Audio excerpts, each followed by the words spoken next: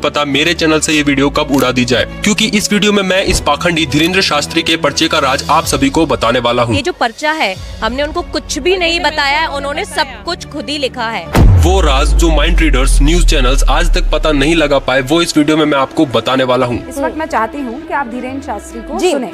जी सुनते और मुझे ये बताइए कि वो इस वक्त जो कर रहे हैं वो क्या है। तो वीडियो में बस एंड तक बने रहना, सब कुछ प्रूफ के साथ बताऊंगा। तो आइए जानते हैं कि ना इनके पास कोई सिद्धि साधना है और लोग भी जेन्युइन आते हैं, तो फिर ये स्कैम होता कैसे है। धीरेन्द्र शास्त्री आपके पर्चे में सिर्फ वही बातें लिखता है जो खुद आप उनके सामने बैठकर धाम पर बताते हो। अब इसका जो एक्सप्लेनेशन है उसे थोड़ा ध्यान से समझना, क्योंकि अगर आप इस मेन कंसेप्ट को नहीं समझ पाए तो ये राज आपके लिए जीवन भर एक राज ही रह जाएगा और इसके आगे आपको कुछ भी समझ नहीं आएगा। और समझ गए तो बिफोर टाइम पर्चे का रहस्य भी जान जाओगे। हम पहले से पर्चा लिख लेते हैं बिफोर टाइम, फिर आप जिनको लेकर आएंगे उन्हीं का ये पर्चा निकलेगा।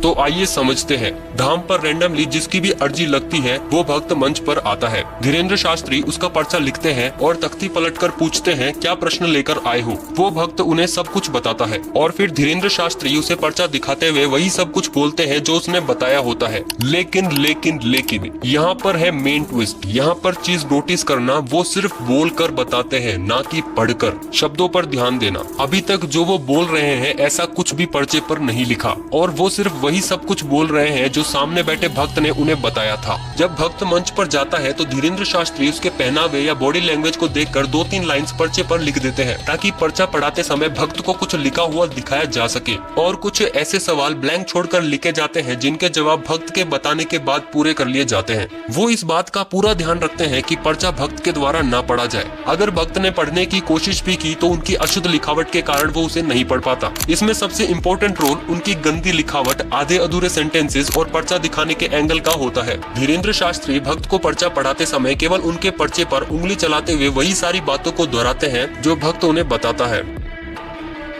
माँ को स्वास्थ्य की समस्या, घुटना व पैर में दर्द असहनीय रहता है। टिकट कंफर्म नहीं हुई थी।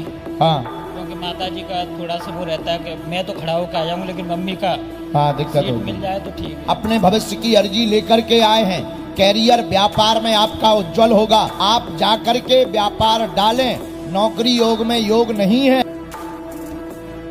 और मैंने गवर्नमेंट जॉब की तैयारी की थी कई साल से, उसमें मेरे को कामयाबी नहीं मिली है।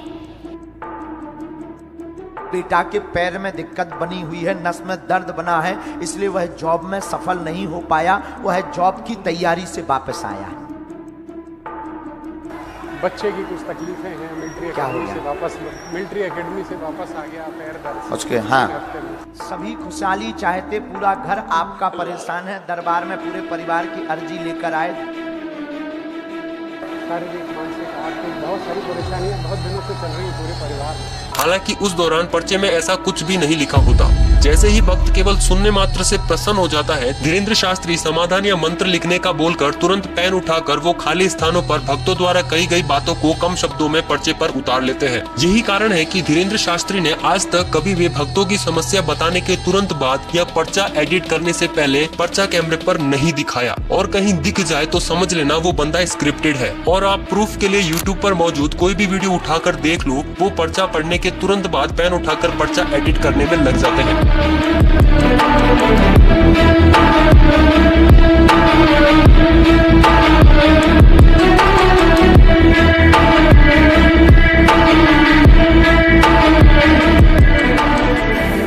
तो वीडियो ज्यादा लंबी ना हो इसलिए फर्स्ट पार्ट को यहीं पर खत्म करते हैं और सेकंड पार्ट में हम ये जानेंगे कि लाखों लोगों की भीड़ में से ये लोगों का नाम लेकर कैसे बुला लेते हैं। ये काफी इंटरेस्टिंग वीडियो होने वाला है, क्योंकि इसमें धीरेन्द्र शास्त्री ने वाकई में टेक्नोलॉजी का गजब इस्तेमाल किया है। तो चैनल कहीं गुम न जाए, इसलिए चैनल को सब्सक्राइब कर देना। तो मिलते हैं नेक्स्ट वीडियो में, जब तक के लिए अपना ध्यान रखना और ऐसे पाखंडियों से बच कर रहना। वो लोग इतने लोगों को बेवकूफ बनाकर अपना बिजनेस कैसे चला रहे थे? एक ताबीज बांध दो तो लोग कुछ भी मान लेते हैं। हमें लगता है काली बिल्ली से किस्मत खराब होगी। सब चाहते हैं कि उनके साथ अच्छा हो। सबको डर होता है कि उनके साथ बुरा ना हो जाए। ये डर इंसान को कुछ भी मानने पर मजबूर कर देता है। झूठा जमेला, झूठा जमेला, 2 दिन की जिंदगी है, 2 दिन का मेला। 2 दिन की जिंदगी है, 2 दिन का मेला। क्या लेके आया जगत में, क्या लेके आया जगत में, क्या लेके जाएगा, क्या लेके जाएगा। 2 दिन की जिंदगी है, 2 दिन का मेला।